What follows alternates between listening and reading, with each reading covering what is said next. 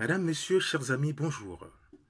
Dans quelques jours, nous irons voter pour élire l'homme qui, pendant les 7 prochaines années, présidera aux destinées d'un pays riche, mais dont la gestion des hommes et des ressources a été si renversante qu'elle a engendré des millions de pauvres ainsi qu'une jeunesse perdue et sans avenir.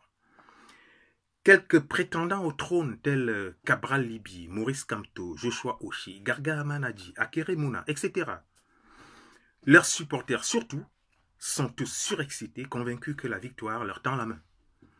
Et que dire alors des supporters de Paul Biya qui semblent beaucoup plus sereins, persuadés que la victoire de leur champion ne fait l'ombre d'aucun doute, malgré un bilan pour le moins funeste, parce qu'en face, disent-ils, il n'y a personne. Je vous parle aujourd'hui avec une exceptionnelle gravité, pas seulement au sujet de l'élection du 7 octobre, mais aussi pour toutes celles à venir, au cours desquelles nous devons prendre conscience maintenant.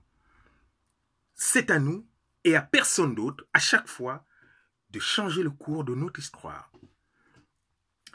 Mesdames, Messieurs, bienvenue au 22e numéro de l'éveil des consciences. En 1982, Paul Biya avait hérité d'un pays à revenus intermédiaires, stable, relativement prospère et en paix, et promis à un bel avenir. C'est lui-même qui le déclarait dans l'un de ses premiers discours sur l'état du Cameroun, et je le cite. « Je le dis sans embâche, le Cameroun se portait bien. » Fin de citation. Le Cameroun se portait effectivement très bien, et pourtant nous étions heureux de pouvoir vivre autre chose. Hormis les quelques nostalgiques dont les plus extrémistes ont activement participé au coup d'État du 6 avril 1984. Aujourd'hui, c'est tout le contraire. Le Cameroun est dans un état de délabrement avancé, y compris dans nos cerveaux. Il est instable, en état de guerre fratricide, avec des populations paupérisées et un avenir sombre pour une jeunesse désemparée et déboussolée, à cause forcément d'une gestion de gribouille qui est faite de nos ressources humaines et naturelles. Et c'est certainement aujourd'hui, plus qu'hier, que nous avons besoin de voir autre chose. Parce qu'aujourd'hui, ce n'est pas une question de mode, c'est une question de survie. Difficile quand même de nous le reprocher. Le problème est que le Cameroun est un pays spécial. Hier, nous étions heureux de voir arriver un autre homme au pouvoir, M. Paul Biya, alors que le pays se portait très bien. Aujourd'hui que le pays va mal, nous avons peur du changement, au moment où nous en avons le plus besoin. Les esprits n'ayant pas encore domestiqué la culture démocratique, le militantisme arbore ainsi des couleurs majoritairement tribales. Nous avons peur des autres. Exactement comme les Italiens, lors de l'avènement du pape Jean-Paul II, en octobre 1978, qui étaient terrorisés d'apprendre que le nouveau pape était non italien. Ce dernier, d'origine polonaise, ayant ressenti leur frayeur, avait lancé à l'adresse de la foule amassée sur la place Saint-Pierre un cri resté célèbre qui allait marquer les esprits et les consciences. « N'ayez pas peur !» leur avait-il dit. Au bout du compte, Jean-Paul II aura finalement été l'un des papes les plus influents de toute l'histoire de la papauté. Je reviens au Cameroun pour dire que, faute de pouvoir défendre un bilan assez compliqué à défendre, même Georges Gilbert Banhoula, le fils du président, n'y arrive pas. Il parle parfois d'un bilan mitigé. C'est un euphémisme. Faute donc de pouvoir défendre un bilan presque indéfendable, disais-je, certains préfèrent le statu quo et l'immobilisme, avec comme argument principal qu'en face, il n'y a personne. Il y a là un mélange de mensonges, de mauvaise foi, de peur, justement, et d'insultes à nos intelligences. Je suis absolument désolé Mais Cabral Libye peut diriger ce pays, et très bien. Maurice Kamto, pareil. Joshua Oshi, même chose. Même Georges Gilbert Banhola, que d'aucuns prennent pour un amuseur de la cour du roi, il peut le faire avec une poigne d'acier que certains n'ont pas forcément.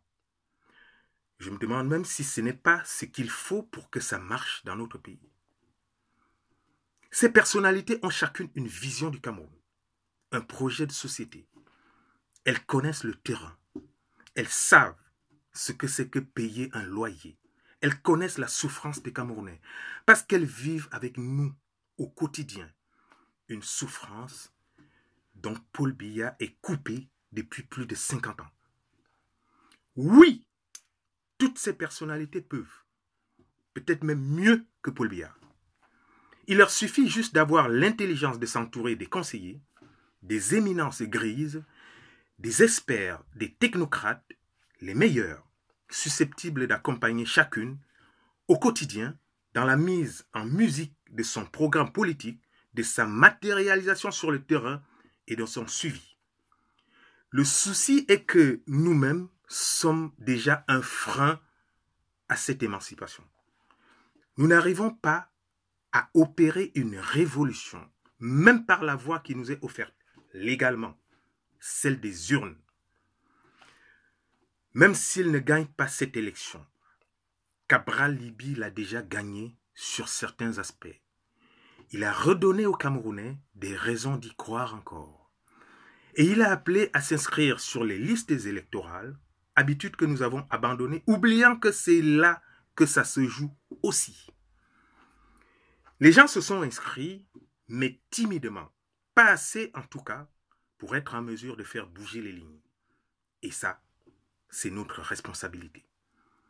Observez par exemple qu'on estime à près de 5 millions le nombre de Camerounais de la diaspora, dont le gros de la troupe se trouve en Afrique et non en Occident, comme on a tendance à le croire. Combien sommes-nous inscrits sur les listes électorales? Nous qui sommes à l'étranger et faisons autant de bruit sur les réseaux sociaux. Combien? Je n'ai pas envie de donner les chiffres parce que ça fait honte. Les chefs de partis politiques de l'opposition ne font pas mieux. Nous sommes à quelques jours d'une élection cruciale et les leaders de l'opposition apparaissent encore comme incapables de présenter une candidature unifiée. La seule démarche qui peut faire transpirer Paul Biya et ses troupes. Enfermés dans leurs égoïsmes et égocentrisme, ils choisissent de se la jouer perso. Chacun avec ses troupes. Résultat des courses, les voix de leurs électeurs seront forcément émiettées dans un scrutin couperet, c'est-à-dire à un tour. Si à cette dispersion des forces de l'opposition, vous ajoutez le code électoral bancal d'une élection dont le déroulé est mis en œuvre et contrôlé par des hommes et une administration vassalisée par l'exécutif, vous comprenez tout de suite que le RDPC a beaucoup plus de chances de la gagner, pas parce qu'il est fort, mais parce que l'opposition risque ainsi de marquer des buts contre son propre camp. Je voudrais, pour terminer, m'adresser une fois de plus aux leaders de l'opposition, pour leur rappeler ce qu'ils savent déjà et leur donner mon sentiment sur leurs atermoiements au sujet d'une union sacrée. Chers messieurs, vous êtes sans ignorer que l'adversaire que vous avez en face, Paul Biya en l'occurrence, a le bras long, très long, du fait d'être soutenu par les grands groupes financiers, militaro-industriels, miniers, pétroliers, pharmaceutiques, médiatiques, etc. Et surtout, ceux qui ont le contrôle sur la monnaie via les banques centrales. En plus de la diplomatie de couloir, où il est très efficace. Et lorsque vous avez en face un adversaire aussi redoutable, au lieu d'aller au combat, rassembler autour d'une union patriotique et républicaine de toute l'opposition, avec l'espoir d'avoir avec vous la majorité de la population, vous prenez le risque d'y aller en rang dispersé, sous le prétexte que ce sont les autres qui ne veulent pas. Vous vous renvoyez la balle comme des gamins jouant au ping-pong dans une cour de récréation. Ce n'est jamais vous, ce sont toujours les autres. Les autres ont bon dos. Je souhaite de tout mon cœur me tromper, mais je pense que vous faites une erreur. C'est une grave erreur, d'autant plus qu'en dehors du soutien accordé à Paul Biya par cet impérialisme destructeur de nos économies fragiles, et on ne le dit pas suffisamment, mais je puis vous garantir que le président candidat a encore énormément de supporters qui sont nombreux à être inscrits sur les listes électorales et qui seront les plus nombreux à se déplacer pour aller voter en sa faveur. Par affinité régionale, par intérêt opportuniste, par préservation des rentes de leurs multiples rapines, etc. Je vous fais l'économie du reste. Messieurs, il reste encore un peu de temps. Donc, votre alliance, coalition, union, appelez-la comme vous voulez, vous pouvez encore la réaliser. C'est tout ce que je peux vous dire à cet instant précis. Messieurs, chacun son rôle et ses responsabilités. Je fais le mien et j'assume les miennes. Chers amis, mesdames, messieurs, c'est tout pour aujourd'hui. Je vous retrouve après l'élection présidentielle.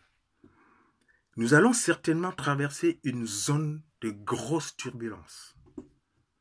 Que nos ancêtres nous protègent et protègent le Cameroun. Bonsoir. Bonsoir à tous.